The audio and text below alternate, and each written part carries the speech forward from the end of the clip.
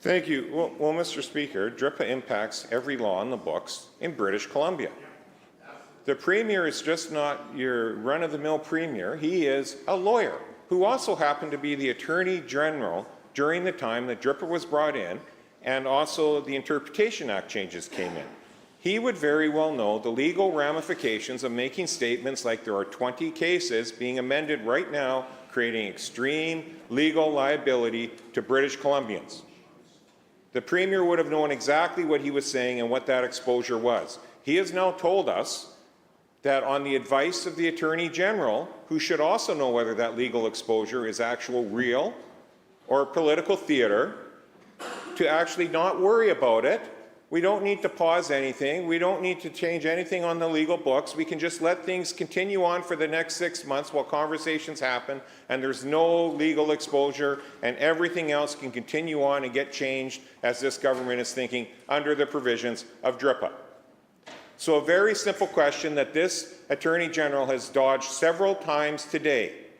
Did she provide the advice to the Premier to stand down and there was no longer legal risk for those 20 cases over the next 6 months, or did the Premier not tell what was actually happening to the public when he said that we needed to pause DRIPA for 3 years because of extreme legal exposure? A Premier who is a former Attorney General that ought to have known exactly what he was saying when he said that.